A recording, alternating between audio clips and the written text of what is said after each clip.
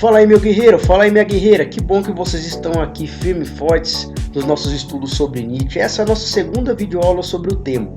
E hoje eu quero explorar com vocês um pouco da visão de Nietzsche sobre os espíritos humanos e também por que o nosso filósofo preconiza a importância da morte de Deus. Falar dos espíritos humanos para Nietzsche é falar sobre tendências que as concepções humanas de visão de mundo traçaram ao longo do tempo. E Nietzsche consegue entender que existem principalmente dois grandes espíritos, o chamado espírito apolíneo e o chamado espírito dionisíaco. Vamos começar pelo apolíneo. O espírito apolíneo é aquele que parte do deus Apolo, que lá na mitologia grega da antiguidade simbolizava o deus da harmonia, o deus da iluminação, o deus que traria a ordem, o deus do equilíbrio. Portanto, a visão de mundo apolínea é aquela que propõe um ser humano racional, um ser humano que acredita na ciência, no progresso, um ser humano que acaba supervalorizando tanto a si mesmo quanto as suas capacidades. Nietzsche vai nos dizer que o espírito apolíneo ele se tornou hegemônico no Ocidente, principalmente a partir da construção de mundo dos gregos, a partir principalmente dos chamados filósofos humanistas, como os socráticos, como, por exemplo, os sofistas. Nietzsche vai nos dizer que o mundo ocidental ele foi construído sobre uma lógica apolínea, que é a lógica da razão. Nós já falamos no nosso encontro passado o porquê de desconstruir a razão segundo a proposta nietzschiana. E naquele momento, você se lembra, meu querido e minha querida, que a razão ela foi tida pela visão de Nietzsche como uma construção dos mais fracos sobre os mais fortes. É um discurso criado, na verdade, para tentar dar conta de padronizar a vida, quando na verdade ela não tem nada de padronizada. Por isso que o espírito apolíneo, segundo Nietzsche, é um espírito que não dá conta de conseguir entender a vida. Por outro lado, o espírito dionisíaco é aquele que vem de Dionísio. Na tradição grega, Dionísio era o deus ligado ao caos, ao transe, à emoção, ao excesso, à subjetividade, à irracionalidade.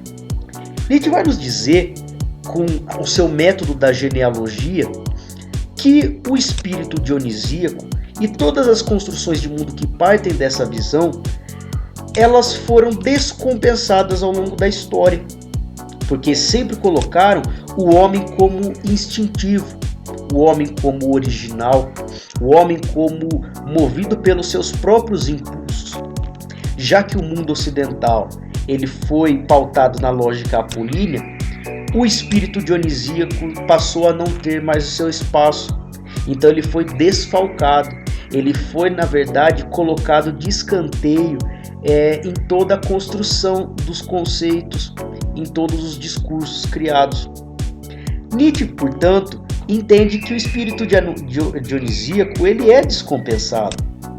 Desde Sócrates, houve essa ênfase muito grande e um apelo dado a toda a lógica racional apolínea, que valoriza o equilíbrio. Nietzsche vai nos dizer, através dos seus estudos filosóficos, culturais, de análise de discurso, que seria fundamental nós buscarmos uma relação mais equilibrada. Nietzsche não está pedindo a superação do apolíneo pelo dionisíaco, muito pelo contrário. Nietzsche está pedindo realmente em suas análises a busca para que não haja mais aquela descompensação que existe historicamente entre os dois espíritos. O dionisíaco, segundo Nietzsche, foi perdido com a tragédia grega.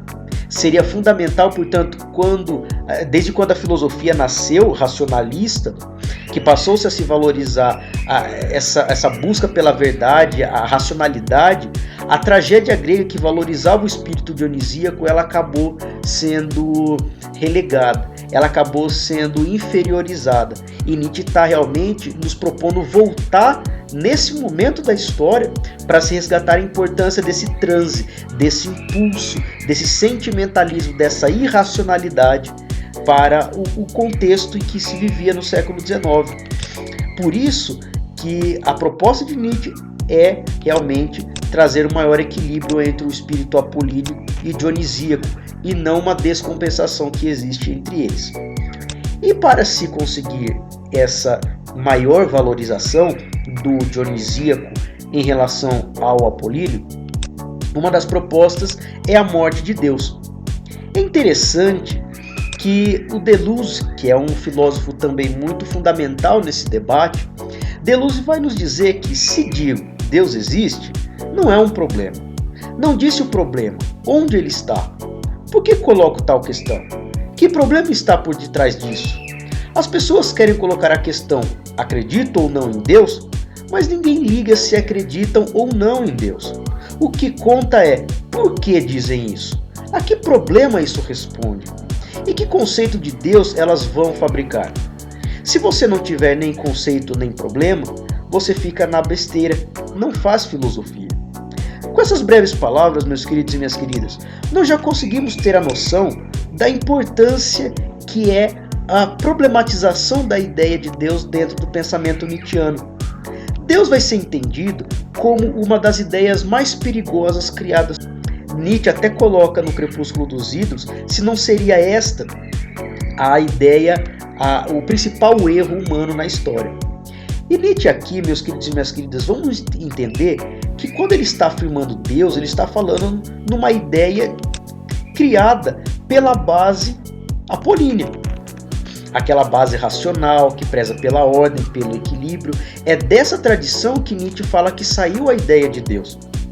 E, portanto, ela está ligada muito a uma moral dos covardes. A moral, por exemplo, do rebanho, em que o homem ele passa a se dissolver no meio de uma multidão em prol de uma ideia que ele criou e colocou superior a ele. Ele se curva, portanto, perante a esse Deus e não consegue ser autêntico e não consegue valorizar os seus impulsos. Por isso, o homem torna-se fraco. Nietzsche vai nos dizer uma passagem muito interessante dentro da obra A Gaia Ciência, que depois que Buda morreu, sua sombra ainda foi mostrada numa caverna durante séculos, uma sombra imensa e terrível. Deus está morto, mas tal como são os homens, durante séculos ainda haverá cavernas em que sua sombra será mostrada. Quanto a nós teremos que vencer também a sua sombra. Percebam, portanto, nesse trecho de Nietzsche, meus queridos e minhas queridas, Nietzsche está trazendo ideias como caverna, como sombra dentro de caverna e como uma impossibilidade de se valorizar o instinto, o ser humano em sua dimensão por excelência de existir.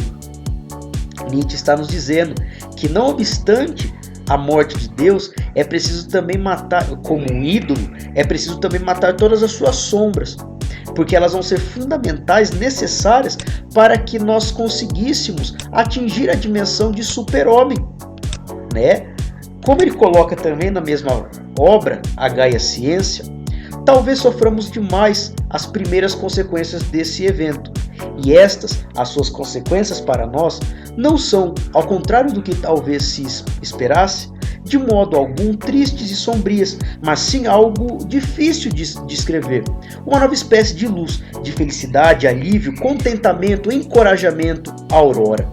Era o chegar, portanto, meus queridos e minhas queridas, realmente desse super-homem, que consegue entender como é prejudicial a permanência da ideia de Deus.